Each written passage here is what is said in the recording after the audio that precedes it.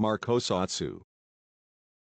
What makes a good Super Sentai, or even a good Tokusatsu show? Does it have amazing suits, fantastic action, be it on the ground or in the Megazord, good character arcs, addicting music, a cohesive storyline, well-written and complex characters, whether that be the heroes or villains? So when it comes to Avataro Sentai Donbrothers, does it have all or any of these qualities? Well, yes. Donbrothers is a fantastic show that, like its prequel season, flips the concept of what a Sentai show is. Each concept that makes a good Sentai is thoroughly used throughout the season, even if it doesn't appear at all at first. This different take on Sentai initially caused a fanbase to be reserved, as most Sentais do. Especially since a certain writer was returning, the horrific mastermind, the evil genius, the Dr. Heinz Doofenshmirtz of Tokusatsu. Haisei what?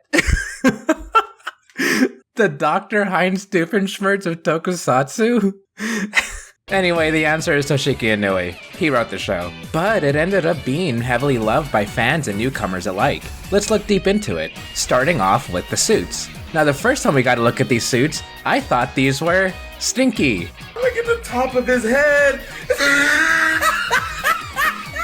These suits have been joked around a lot over the past year. The CGI for Inu and Kichi Brother weren't really that good.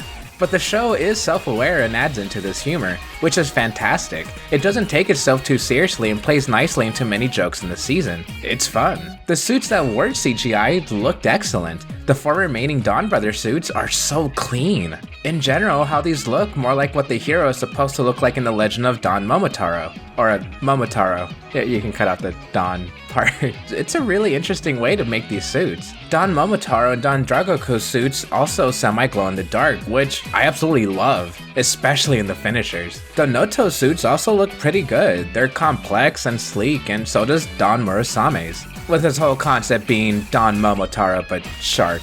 And it translates really good. Like, I love Don Murasame. He might be one of my favorites in the entirety of Sentai, honestly. Plus it has that mix of Don Momo's sword, an electric guitar, a shark, and it costs 10 times as much. Giant W, Premium Bandai.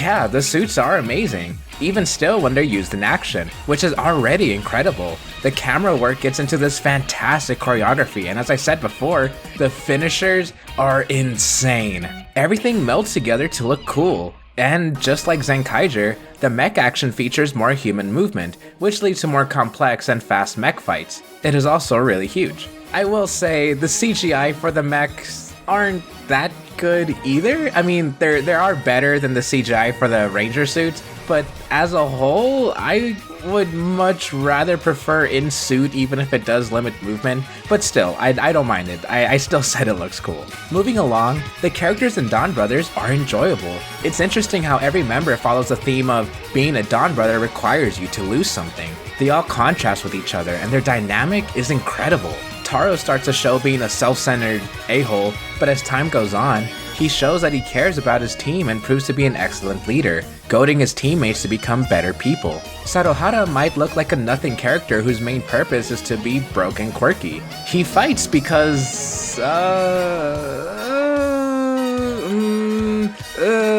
however, he starts to shine as the season progresses, especially after finding a reason to fight after meeting a former team member, and becomes an interesting and fun character overall, though he might still be my least favorite. Haruka, to me, is one of the best yellows, if not one of the best Sentai members ever.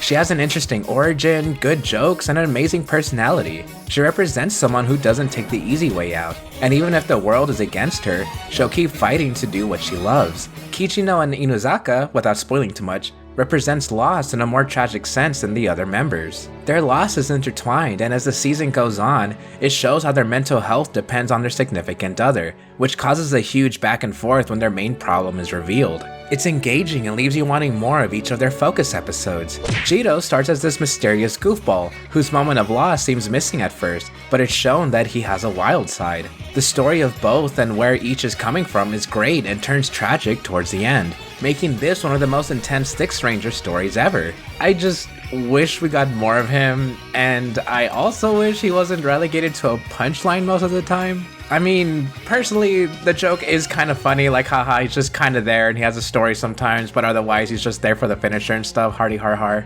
But as I usually say, you know, it's cool, I just kind of wish we got more. Quote unquote. Each of the heroes has a fantastic story, but becomes even more so when their stories intertwine with their enemies. Sonoi, Sononi, and Sonoza have an interesting dynamic within the cast. They are looking for a particular part of human nature and conveniently finds us with the people they've been instructed to destroy. This leads them to question their ideals, as they believe they're destined to fight, but as time passes, they start disobeying their directive. It's a great development leading to some of the best Sentai scenes.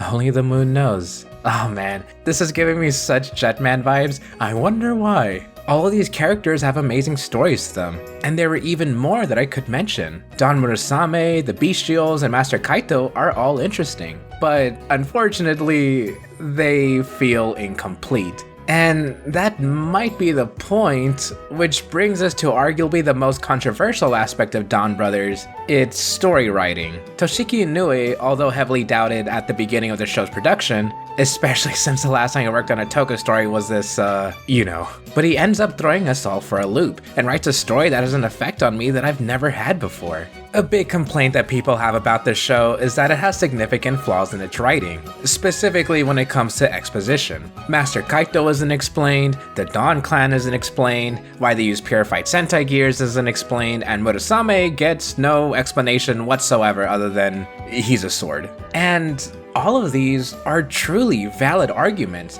We all watch Tokusatsu for one reason or another, and story, or at least exposition, explanation, anything like that, it should be said somewhere.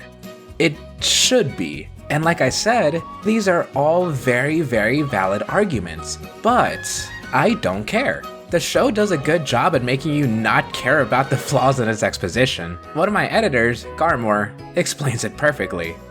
Donbrothers is one of those shows that blatantly shows that you don't need every little thing to be explained to you for it to be brilliant. Sometimes, when something isn't explained, it makes that concept funnier, which becomes part of the backbone of the show's humor. And if I may add just one little thing here, Toshiki Inouye has been writing a lot of Super Sentai, a lot of Tokusatsu, you know, Kamen Rider, Jetman, Kiva, Faiz, and I feel that he gets a lot of this 90s Sentai writing to the T, like he's a master at writing like this. And when it comes to Showa era Tokusatsu, not just Kamen Rider, but I also mean Super Sentai, a lot of things, quote unquote, just happen. Even some of the most well-regarded Super Sentai, or Showa era at least, or pre-Zyuranger at least, somewhere around the Zyuranger time. Dai Ranger, Kaku Ranger, Jetman, Turbo Ranger, Live Man, Ginga Man. A lot of these shows, they really don't explain much. Things do happen because they're mostly episodic, as in they don't always follow an overall story arc. So when things quote-unquote happen, or is quote-unquote episodic, there is good reason to criticize it, but on the other hand, there's also good reason to just have fun, to just go with it. Dawn Killer? That's funny. I thought it was a really funny couple of episodes, and he was cool. I loved it. Donbrothers? Yeah, he doesn't explain, and he has this mother thing going on, but I don't care. He looks cool. He has cool fights. He has a cool sword. I want to buy that toy, and that's kind of the point. I want to buy these toys. I want to see this action. I want to see these characters interact more than just, why is Dawn Killer here? Why is Master Kaito here? I don't know, but he's here. Let's just have fun. Donbrothers is definitely not going to be everyone's thing. However, it's far from bad. Combined with Zenkaiger, this might have been one of the most unique eras of Super Sentai. I'm also going to include Care Major in there because I love Care Major. Where the show is far from afraid of making fun of itself, while also housing a good story and characters that you'll care about throughout the season. And hey, even if you don't, the show is fun. It's so much fun to watch. It may be a mess to some, but like other anniversary seasons that have come before, it's a really fun mess. Thank you, Donbrothers. May the festival always continue. And to my viewers, I see we formed a bond, so I'll see you next time.